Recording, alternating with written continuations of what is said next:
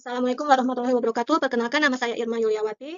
Saya akan mempresentasikan mini project saya yang berjudul Perancangan Sistem Informasi Terintegrasi untuk Pengelolaan Aset Barang Milik Negara atau BMN. Latar belakangnya yaitu pengelolaan barang milik negara atau BMN yang optimal dan akuntabel memerlukan sistem yang dapat mendukung seluruh siklus hidup aset mulai dari proses penetapan status penggunaan atau PSP. Namun saat ini masih terdapat masalah, yaitu adanya keterlambatan pengajuan PSP oleh satuan kerja atau Satker. Selain itu, saat ini pemantauan PSP masih dilakukan secara manual dan belum efisien. Oleh karena itu, dibutuhkan pengembangan sistem informasi terintegrasi yang dilengkapi dengan fitur warning sistem otomatis untuk mendeteksi satker yang belum mengajukan PSP. Dan tujuan dari mini project ini yaitu melakukan rancangan sistem informasi terintegrasi untuk pengelolaan aset barang milik negara. Dan selain itu, akan dilakukan pengembangan sistem informasi terintegrasi yang mampu memberikan peringatan atau warning system secara otomatis kepada pihak eselon 1 terkait satker mana saja yang belum mengajukan PSP sesuai dengan ketentuan. Dan stakeholder atau aktor yang terlibat dalam rule sistem pengelolaan barang milik negara atau BMN yaitu satuan kerja atau satker dan juga admin pusat. Adapun satker berperan sebagai pihak yang mengajukan permohonan PSP melalui sistem. Selain itu terdapat admin pusat yang bertugas mengolah akun berbagai data dalam sistem. Fitur project dalam penelitian ini meliputi fitur sebagai berikut. Yang pertama yaitu login, yaitu digunakan untuk memverifikasi identitas user sebelum masuk ke dalam sistem. Yang kedua, kelola aset, yaitu fitur untuk menambah, mengedit, atau melihat daftar barang milik negara. Yang ketiga, data user, yaitu fitur untuk mengatur informasi dan hak akses pengguna. Dan yang keempat, kelola PSP, yaitu fitur untuk mengajukan atau melacak perubahan status penggunaan aset. Yang kelima, kelola satker, yaitu fitur untuk mengelola data unit kerja yang bertanggung jawab atas aset. Dan yang terakhir, yaitu notifikasi, yaitu fitur untuk mengirim notif ke unit kerja yang belum melaporkan status aset. Proses bisnis atau flowchart menggambarkan alur kerja sistem berdasarkan peran masing-masing aktor. Dalam sistem informasi pengelolaan BUMN yang dirancang, terdapat dua alur utama yang dijabarkan, yaitu alur proses untuk admin pusat atau eselon 1 dan juga satker. Nah, di sini ada dua flowchart. Yang flowchart pertama di atas yaitu alur admin pusat. Proses diawali dengan kegiatan login ke dalam sistem. Setelah berhasil masuk, admin dapat langsung mengakses tampilan status penggunaan PSP dari seluruh satker. Sistem secara otomatis akan melakukan pengecekan terhadap data satker untuk mendeteksi apakah terdapat satker yang belum mengajukan PSP. Jika ditemukan adanya satker yang belum melakukan pengajuan sesuai dengan tenggat waktu, sistem akan mengirimkan notifikasi peringatan atau warning kepada admin. Berdasarkan notifikasi tersebut, admin dapat mengambil tindakan lebih lanjut seperti melakukan pembinaan atau peneguran administratif. Admin juga memiliki opsi untuk mencetak laporan status pengajuan PSP dari seluruh satker sebagai dokumentasi atau bahan rapat evaluasi. Proses ini berakhir setelah semua data diverifikasi dan laporan dicetak. Dan yang berikutnya flowchart untuk sementara itu pada alur satker. Proses dimulai dari login ke sistem. Setelah berhasil masuk, satker dapat melihat daftar aset yang berada di bawah pengelolaannya. Kemudian, satker dapat langsung mengajukan PSP untuk aset tertentu melalui sistem. Setelah pengajuan dilakukan, sistem akan melakukan verifikasi data dan memperbarui status PSP secara otomatis. Satker kemudian dapat memantau dan melihat status pengajuan apakah sedang dalam proses, disetujui, atau ditolak. Proses berakhir ketika satker menerima informasi status akhir dari pengajuan PSP tersebut. Yang berikutnya yaitu use case diagram. Use case diagram menggambarkan interaksi antara aktor dengan sistem berdasarkan kebutuhan fungsional dari pengguna. Pada sistem informasi pengelolaan BMN, terdapat dua aktor utama yaitu admin pusat dan satker. Aktor admin pusat memiliki peran penting dalam memantau dan mengelola data pengajuan penetapan status penggunaan atau PSP dari seluruh satker.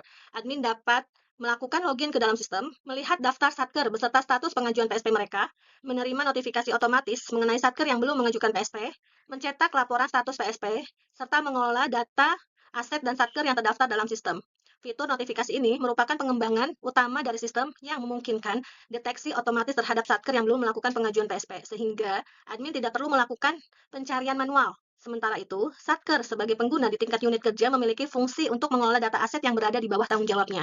Satker dapat melakukan login, melihat daftar aset yang dikelola, melakukan pengajuan PSP secara digital melalui sistem, serta memantau status pengajuan yang telah dilakukan. Dengan sistem ini, proses administrasi PSP menjadi lebih cepat, transparan, dan terdokumentasi dengan baik. Yang berikutnya yaitu sequence diagram. Berikut adalah hasil dari perancangan sequence diagram pada penelitian ini yaitu yang memberikan alur proses login berdasarkan waktu. Dan proses login dimulai ketika pengguna mengakses sistem informasi BMN, kemudian sistem akan menampilkan form login untuk memasukkan username, password, dan level akses. Setelah itu, data tersebut akan diperiksa oleh sistem, dan jika tidak valid, maka pengguna akan mendapatkan pesan gagal, dan diminta mengulangi input, tetapi jika valid, maka sistem akan memvalidasi data di database sebelum mengizinkan akses ke beranda sesuai level pengguna. Yang berikutnya yaitu kelas diagram. Dalam sistem ini terdapat 5 kelas utama, yaitu user, satker, aset, PSP, dan notifikasi. Kelas user di sini menyimpan data pengguna yang terdapat dalam sistem. Adapun atribut dalam data user yaitu email ID user, email, nama, password, dan role. Yang berikutnya yaitu satker. Kelas satker menyimpan data unit kerja pengguna yang mengolah aset dengan atribut seperti ID satker, nama satker, kode satker. Yang berikutnya PSP. Kelas PSP digunakan untuk mencatat setiap pengajuan status penggunaan aset oleh satker. Atributnya mencakup ID PSP, ID aset, tanggal pengajuan, status PSP. Dan kelas aset mewakili data barang milik negara yang dikelola dengan atribut seperti ID aset, nama aset, kode aset, ID satker, dan status penggunaan. Dan yang terakhir yaitu notifikasi. Notifikasi menyimpan data peringatan yang dikirimkan kepada satker yang belum mengajukan PSP. Notifikasi memiliki atribut seperti ID notif, ID satker, keterangan, dan juga tanggal. Spesifikasi yaitu berdasarkan hasil pengumpulan data melalui wawancara dengan pihak pengelola BMN di tingkat pusat dan melakukan observasi terhadap sistem BMN yang saat ini digunakan, ditemukan saat ini pengelolaan BMN sudah memanfaatkan sistem informasi. Namun, sistem tersebut lebih berfokus pada pendataan, pelaporan, dan pengelolaan umum aset. Proses pemantauan pengajuan PSP dari Satker masih dilakukan secara manual dengan cara menelusuri data satu persatu. Beberapa kelemahan yang diakibatkan oleh permasalahan ini antara lain, kurangnya efisiensi waktu dalam proses monitoring oleh pusat. Yang kedua, tingginya potensi keterlambatan dalam mendeteksi ketidakpatuhan Satker. Dan yang ketiga, tidak adanya sistem peringatan otomatis yang memberi sinyal dini terhadap kelalaian pengajuan PSP. Jadi, dari permasalahan-permasalahan tersebut dapat diidentifikasi dan dianalisis kebutuhan pengguna baik fungsional maupun non-fungsional sebagai berikut. Kebutuhan fungsional diantaranya sistem dapat menampilkan daftar Satker beserta status pengajuan PSP-nya. Sistem dapat mendeteksi secara otomatis Satker yang belum mengajukan PSP berdasarkan batas waktu tertentu. Sistem dapat memberikan peringatan, notifikasi, atau warning kepada pihak pusat atau eselon 1 terhadap Satker yang belum mengajukan PSP. Dan yang terakhir, sistem memungkinkan pencarian filter dan pelaporan status pengajuan PSP secara real time. Sedangkan kebutuhan non-fungsionalnya diantaranya yaitu sistem harus mudah digunakan atau user friendly, sistem harus dapat diakses oleh pengguna berwenang secara online, sistem harus memiliki keamanan data yang memadai, dan yang terakhir yaitu sistem dapat menghasilkan laporan dalam bentuk digital, PDF atau Excel. Berikutnya yaitu desain interface. Yang pertama, tampilan untuk halaman login, halaman beranda, halaman kelola data aset, halaman kelola PSP, halaman kelola data satker, halaman kelola data user, dan yang berikutnya yaitu life cycle. Perancangan ini menggunakan pendekatan rekayasa perangkat lunak atau software engineering dengan metode System Development Life Cycle atau SDLC dengan model waterfall yang dianggap sesuai dengan pengembangan yang dianggap sesuai untuk pengembangan sistem secara bertahap dan terstruktur. Dan juga model waterfall ini dipilih karena alur kerjanya yang sistematis dari tahap analisis hingga pemeliharaan, yang memungkinkan perencanaan yang jelas serta dokumentasi yang konferensif pada setiap tahap. Dan di sini adapun tahapan dalam metode ini dijelaskan sebagai berikut. Yang pertama yaitu requirements analysis atau analisis kebutuhan dilakukan untuk mengidentifikasi dan merumuskan kebutuhan pengguna baik dari sisi fungsionalitas sistem maupun aspek non-fungsional. Teknik pengumpulan data pada tahap ini meliputi wawancara dengan pihak pengelola BMN di tingkat pusat atau eselon 1 untuk menggali kebutuhan sistem terkait fitur deteksi dan notifikasi Satker yang belum mengajukan PSP.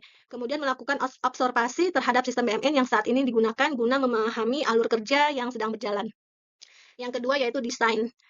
Mendesain alur proses menggunakan data flow diagram (DFD), perancangan basis data dengan entity relationship diagram atau IRD, serta merancang tampilan antarmuka pengguna atau user interface.